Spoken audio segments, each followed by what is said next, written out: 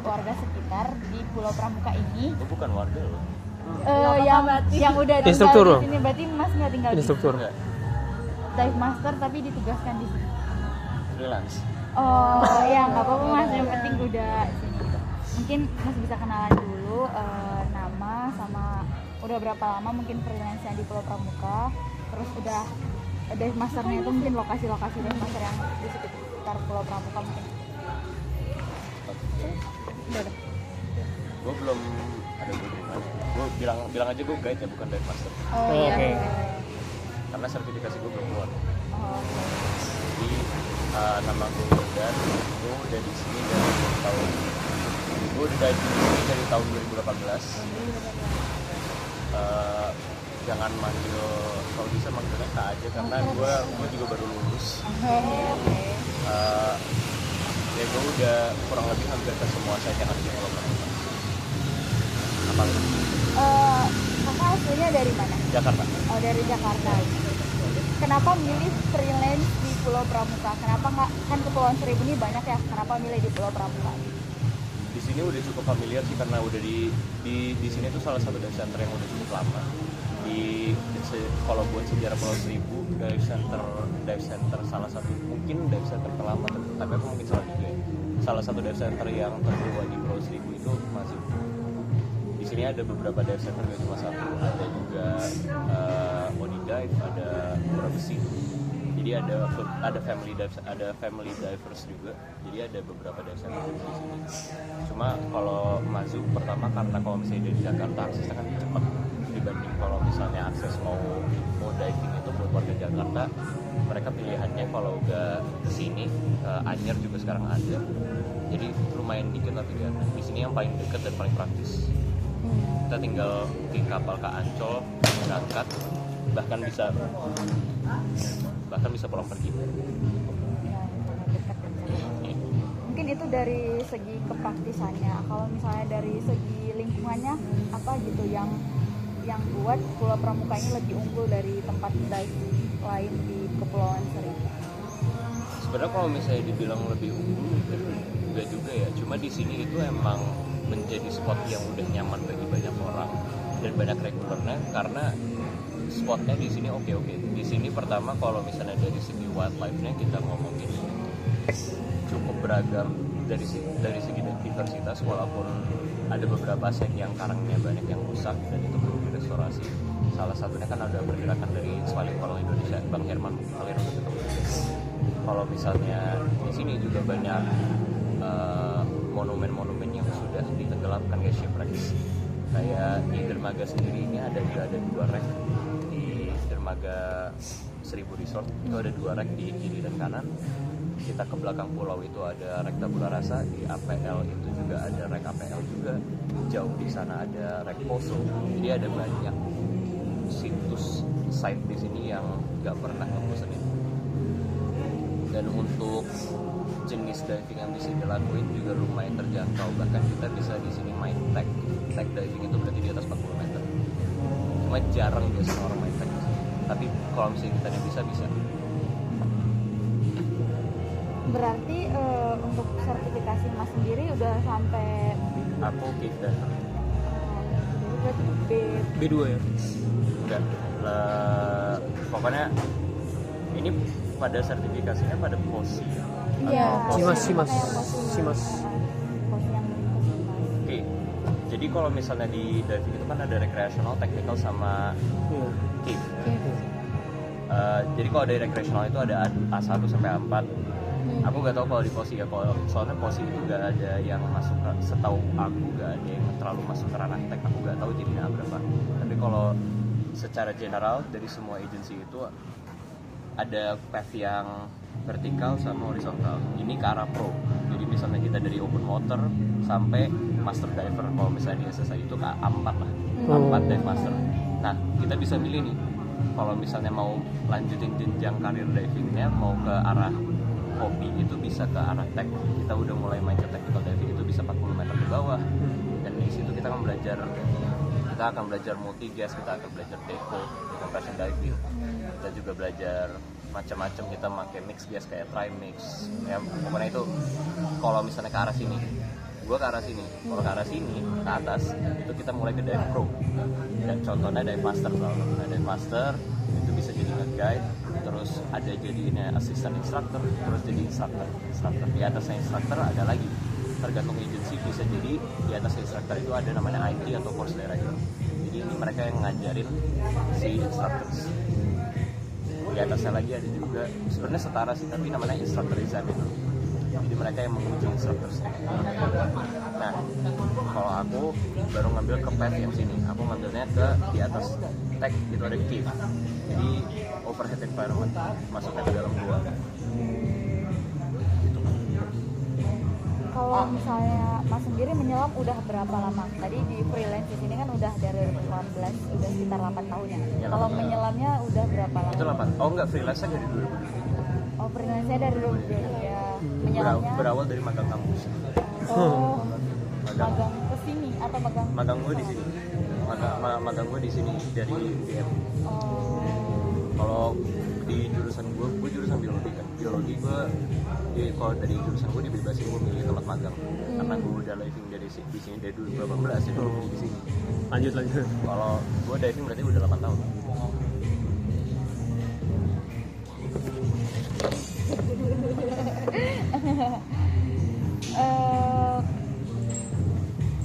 Jadi sekarang mau nanya kondisi ekosistem di bawah laut Pulau Pramuka tuh gimana ya, untuk terumbu karang, ikan atau biota lautnya? Ada nggak perubahan selama 8 tahun Mas di sini? Ada nggak kira-kira yang mungkin terumbu karangnya makin jelek atau malah makin bagus atau mungkin?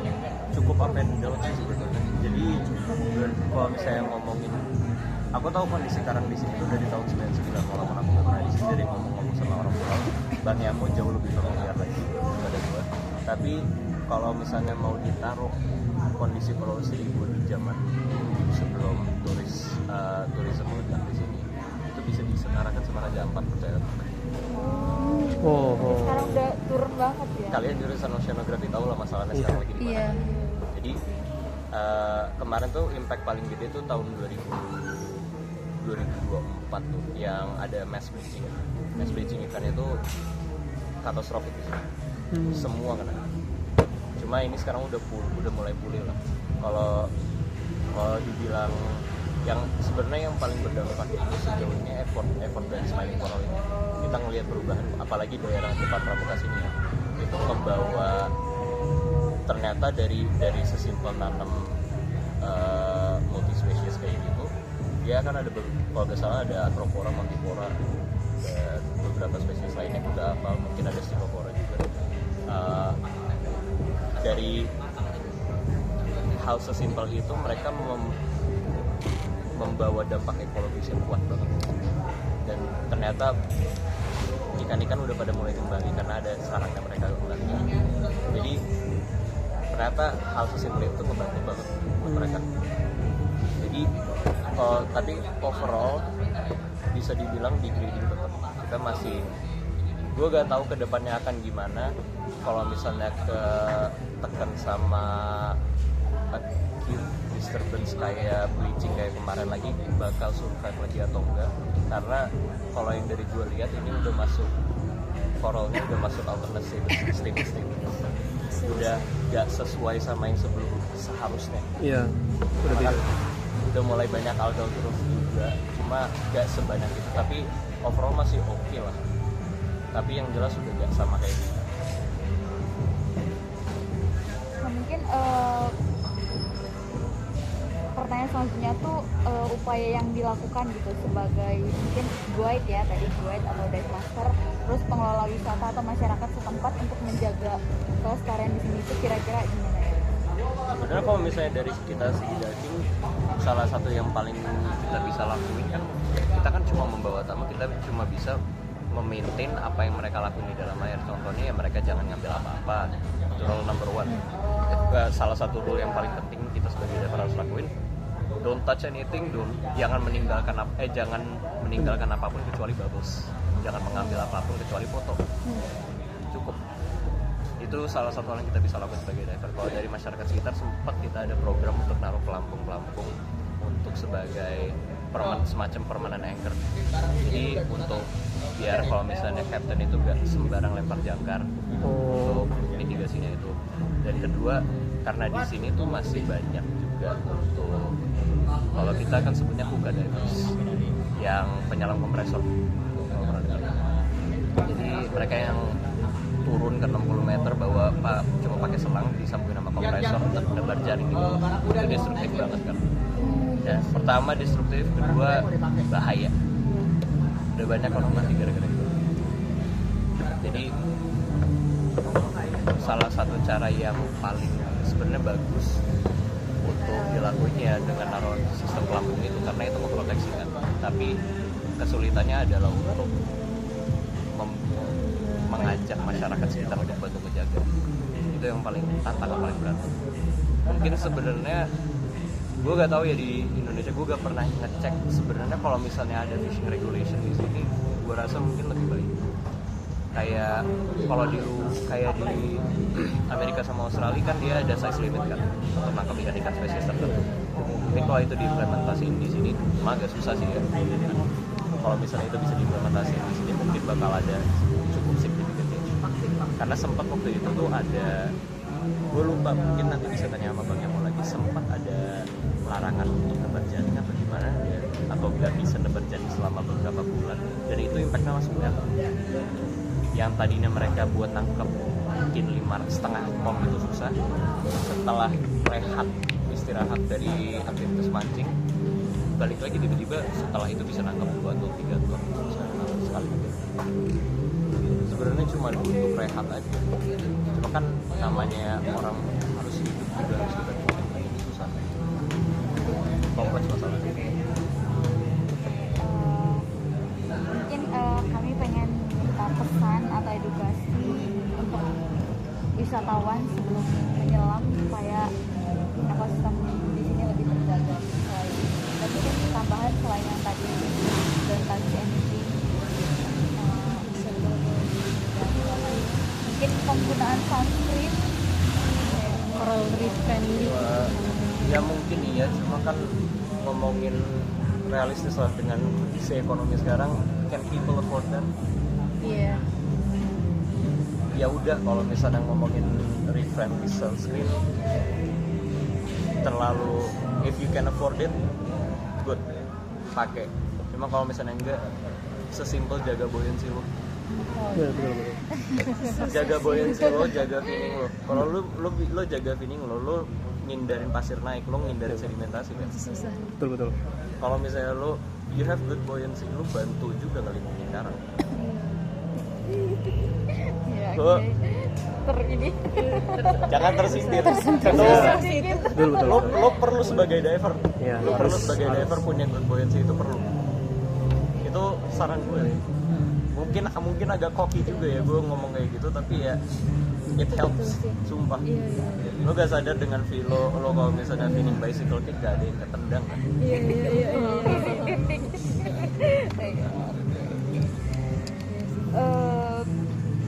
Mungkin pertanyaan selanjutnya dan mungkin jadi yang terakhir ya, tantangan terbesar yang dihadapi dalam menjaga keseimbangan antara meningkatnya jumlah wisatawan dengan upaya pelestarian ekosistem laut di Pulau Pramuka. Kalau kita udah masukin ke faktor manusia, kita gak bisa kontrol, itu masalahnya. Orang punya karakter yang beda-beda. Ya, Tahu sendiri kan, orang ada yang kalau misalnya dia omongin nurut, ada yang ngeyel. Itu yang susah dikontrol. Untuk nge-enforce itu, mereka ya pas semua orang di sini, semua guide di sini, semua guide snorkeling, mungkin ada beberapa yang nakal ya, cuma gue ngomongin yang baik-baik aja. Semua akan ngomongin hal yang sama. Jangan nginjek karang, jangan nendang karang, jangan bawa sampah sembarangan. Ya edukasi kok tempat aku. Cuma akhir-akhirnya kita cuma bisa menghimbau. Kalau misalnya sebagai kita sebagai guide atau enggak warga masyarakat sekitar cuma bisa menghimbau. Akhirnya harus datang dari diri sendiri. Dan kesadaran diri sendiri itu susah. Berarti sejauh ini belum ada ini ya, Mas, belum ada regulasi atau peraturan pasti gitu ya di sini tentang dive atau tentang ekosistem bawah lautnya misalnya Ada kayak kok. Kalau di sini, kalau misalnya kalian jalan di sekitar sini, kalian bakal liatin flyer kayak jangan ngambil bintang laut, jangan buat apa. Ada kok. Di sini perhatiannya himbauannya banyak. Iya banyak. kalau lebih ke sanksinya gitu Mas, mungkin belum ini ya, belum Baru himbauan ini. Permasalahannya gini juga. Siapa yang lihat? Iya betul. Dari kita ya nggak semuanya ngeliat. Kalau susah kalau misalnya kita udah di laut, misalnya orang snorkeling, lo coba aja berdiri di kapal, lo perhatiin. Misal kalau diving gampang ya, gue sebagai guide maksimum gue cuma bawa 4-5 tamu. Kalau misalnya lebih dari itu kita bawa 2 guide.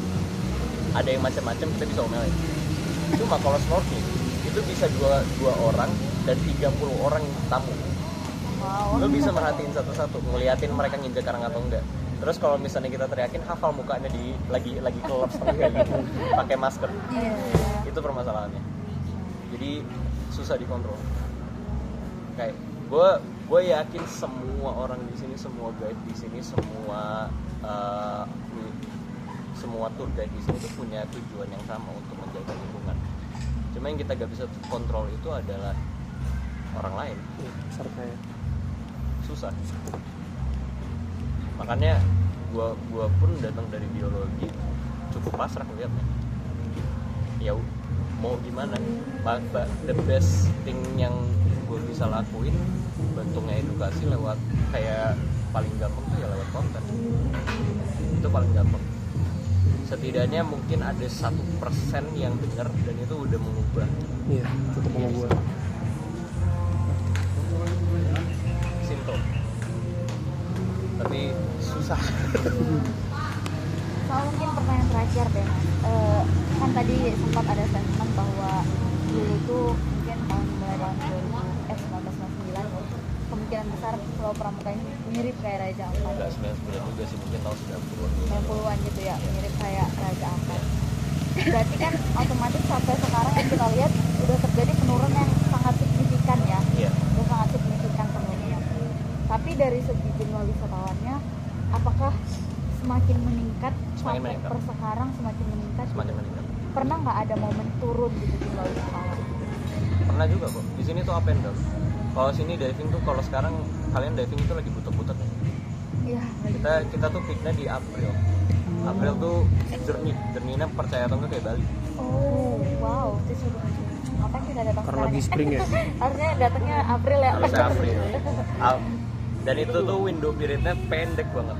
Pokoknya pergerakan angin timur sama barat kalau orang bola. Kalau lagi jernih itu jernih banget. Bahkan ini yang menarik, yang sebenarnya menarik ya. Gue ngomongin dari diversitas hewan-hewannya, Iya. itu sebenarnya nggak hilang, tapi mereka pindah, geser. Karena di sini kan nggak ideal. Mereka mau makan apa? Betul. Tapi kalau misalnya ngomong di sini pun nggak ada walking shark. Walking shark ada. Oh, Tahu dari mana? Karena pernah ada nelayan nangkep. Berarti ada kan? iya. Tapi mereka nggak mau tinggal di sini. Iya. Kan banyak faktornya. Kalau misalnya di air gue nggak tahu konsentrasi limbahnya seberapa banyak persen kan. Gue nggak tahu DO-nya di sini berapa, temperaturnya mungkin beda atau enggak. Gue nggak tahu lah. Pokoknya banyak faktor yang untuk bikin mereka menjauh. Tapi biasanya emang cenderung kalau misalnya hewan-hewan kayak gitu semakin banyak human activity, nature slow, mereka akan makin menjauh. Di sini pun di sekitaran Pulau Seribu juga tuh sebenarnya banyak pulau-pulau yang nggak berpenghuni. Dan di sini pun gue pernah snorkeling di salah satu tempat yang gue kaget karena gue nggak pernah ngelihat koloni koral itu serapat itu. Coral covernya itu mungkin lebih 50%. Dan itu buat di sini ya itu gila. Di sini mungkin coral cover, gue nggak tahu ya, gue nggak pernah ngecek jurnal orang yang pernah bikin di sini coral covernya berapa persen. Tapi kayaknya sekitar 10%, 15%, gue gak tahu. Banding 50% di pulau tak berpenghuni itu ya. Kaget gue, itu akropora ngejaring kayak gini. Kapan lu ngeliat kayak gitu di sini? Gue juga gak nyangka, itu satu pulau gak berpenghuni emang. Buat lo ke situ pun aksesnya gak bisa, harus turun dari kapal berenang gitu. Tapi gue lupa pulaunya yang mana. Tapi ada dekat, mungkin sejam dari sini. Kalau lo tanya Bang Herman pasti dia tahu. Pokoknya itu itu pulau banyak ularnya sama anjing liar. Itu kalau misalnya mau lihat efek pulau tak berpenghuni versus berpenghuni, lihat pulau itu signifikan banget perbedaannya.